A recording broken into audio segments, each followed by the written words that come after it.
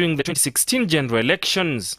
This, according to NRM District Chairperson Dr. Crispus Chionga, was due to propaganda spread by the opposition with cultural leanings.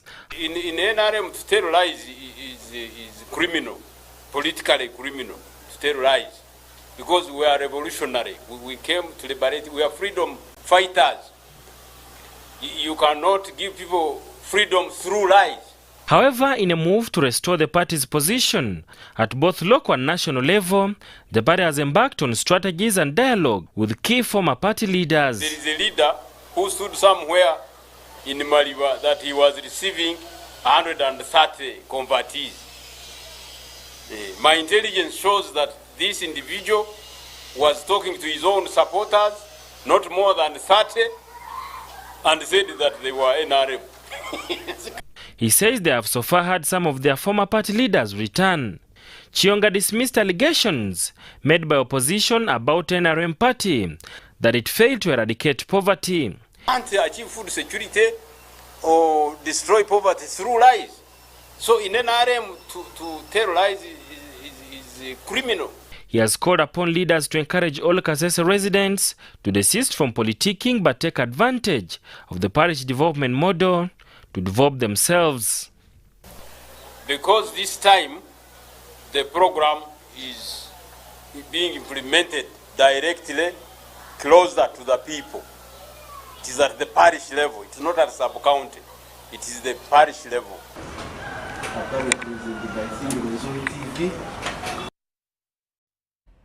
The motorcycle market in Uganda is growing by leaps and bounds, with over 1 million registered motorcycles across the country. Now, this has helped reduce the unemployment burden, especially amongst the youth, as motorcycles are set to become the main mode of transport. Kampala City is reportedly the leading motorcycle market in the country, with slightly over 1 million registered motorcycles that have created employment for a number of youth. The motorcycle industry of Boda Boda, especially in Uganda, has contributed to reducing unemployment amongst the educated and the uneducated youth.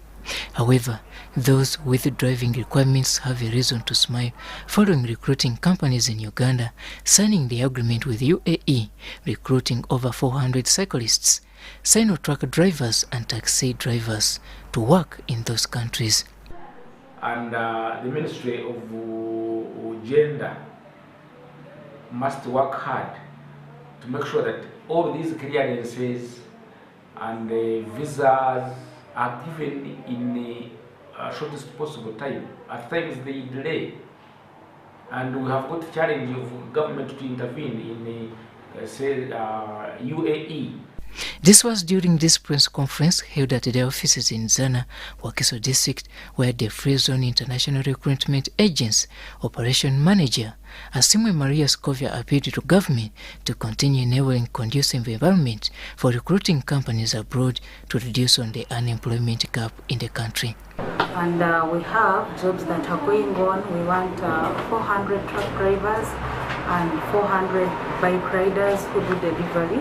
Our first expectation or the aim is to see that we encourage Ugandans that are out there to come and go and work. We interacted with some of the Boda Boda cyclists in Kampala who welcomed the program of enabling them a chance to work in UAE aimed at improving their welfare.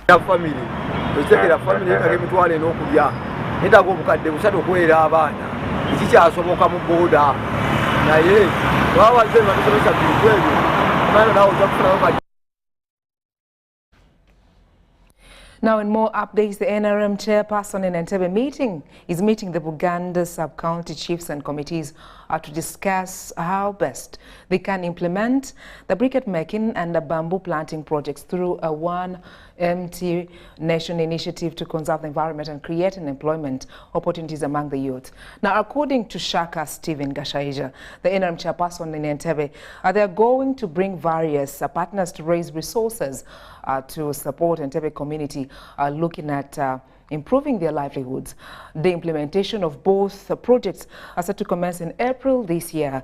They're therefore appealing to the youth to come and participate in this project to eradicate the unemployment burden.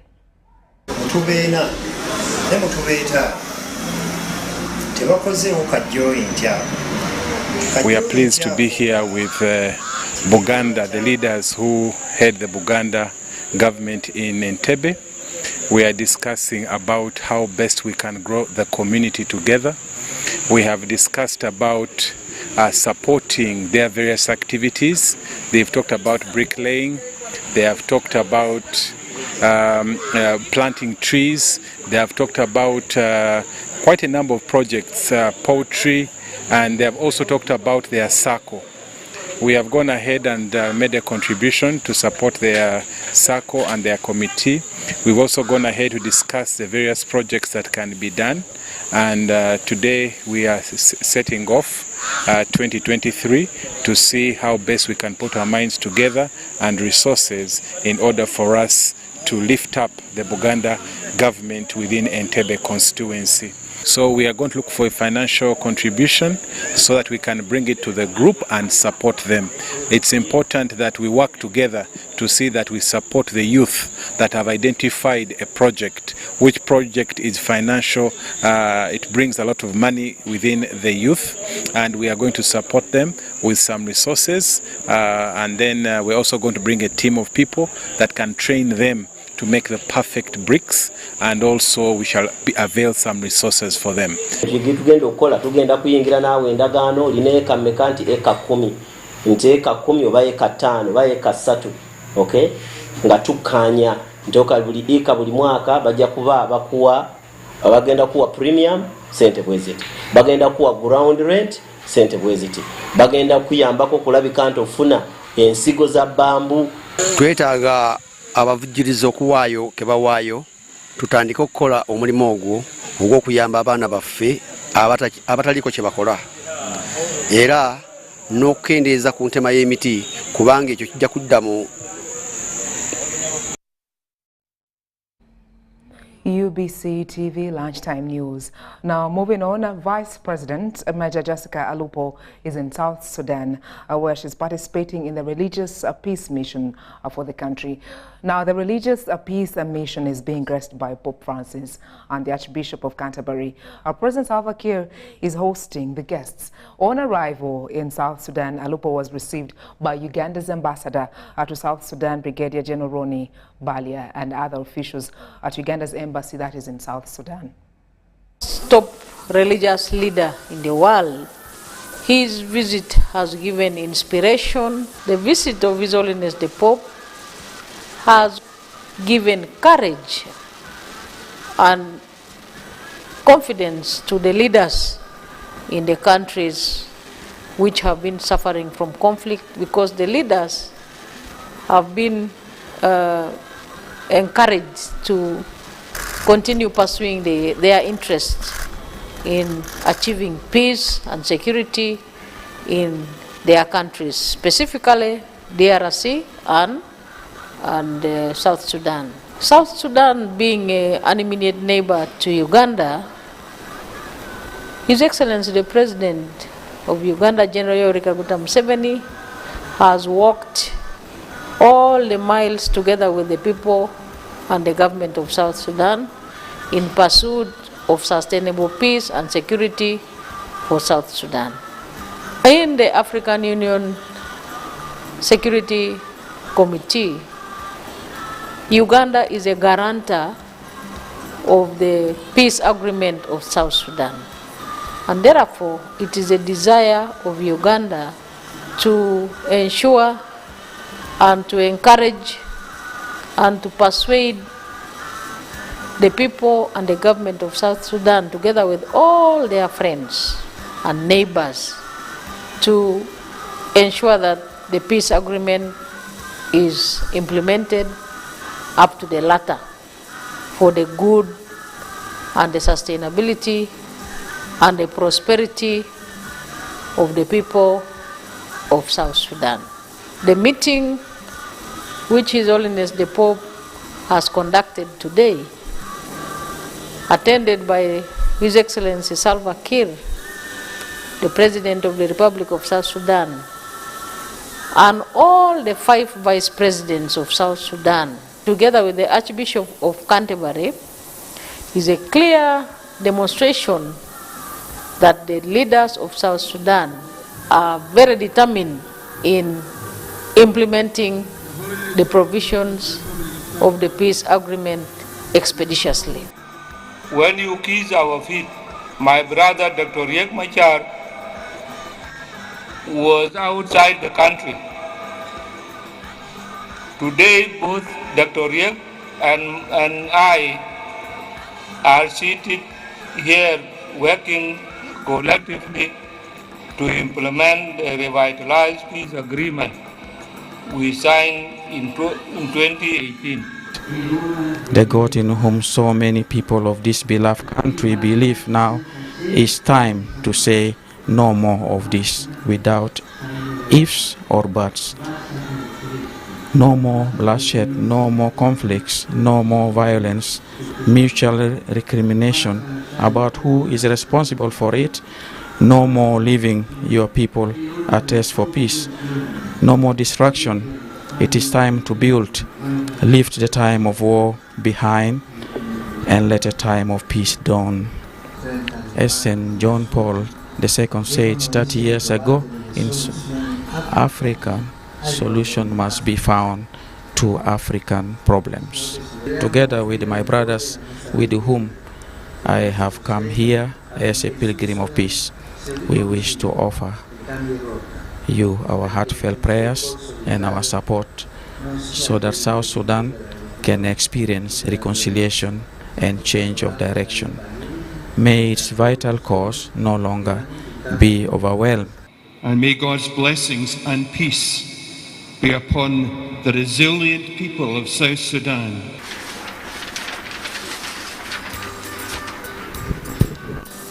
With the blessing of the Pope and the Archbishop of Canterbury and the other religious leaders who have today graced the very many ceremonies in South Sudan, I am extremely hopeful that we are soon experiencing tangible results and which will lead to the sustainable peace and security of South Sudan, which will enable the people of South Sudan to build their institutions, also to deliver services very sustainably to the people of South Sudan. For example, building health facilities across their country, schools across their country, and also enhance the tourism sector in South Sudan. Now, in more news, the Minister for Gender, Betty Amongi, says next financial year, our government will earmark at least 3 million Uganda shillings at every district to facilitate Women's Day celebrations. Amongi says the initiative intended to streamline and increase the number of women who are benefiting from government programs. Well, this was during the launch of the 5 years strategic plan 2022 till 2026 for the Uganda Women's Parliamentary Association. We continue with issues around women in politics and decision making to try and ensure that as much as possible we don't remain at the 30% that people have been talking about, or 1/3. The percentage of women benefiting from government welfare enhancement programs has over that time increased due to creation of an enabling environment. This has also seen a fair decline in cases of domestic violence, early marriages, and forced marriages. The 5 years strategic plan by the Uganda Women's Parliamentary Association highlights a number of inclusive goals towards the improvement of women representation at all levels. All of us have witnessed pandemics, climate-related disasters, rising poverty and food insecurity, in economic uncertainty. Betty Amongi says government is in the final process of allocating at least 3 million to each district to aid in the commemoration of Women's Day celebration. The budget proposed for Women's Day celebrations the next financial year for all districts will be 405 million. Just sending to the district 3 million shillings per district. And I will write to the chief administrative officers to indicate that that money, the woman MP must participate in its budget for the Women's Day. This is aimed at boosting the morale of women in engaging in government projects that improve their welfare. Female members of parliament, however, urged government to channel the funds in question directly to women groups to ease bureaucracy. The third Deputy Prime Minister, Rukia Nakadama, says that in the parish development model, government ensure that at least 30% of women benefit from the project. She was representing the Vice President, Jessica Lupa, at the launch of the strategic plan of the Uganda Women Parliamentary Association. Tell our people that they should not eliminate the women from other positions because of the 30%. Nakadama also reiterated the government commitment to fight. Well, that's all we had time for. Some of the updates as far as this hour is concerned. Thank you so much for making time to join us and get these very updates. However, our newsroom is working around the clock to bring you more news that will be coming your way later on in the evening during a subsequent news hours of the day. My name is Sandra Kahunde, and the team behind the scene wishes you a beautiful Saturday, the 4th of February 2023. God bless you. Thank you once again.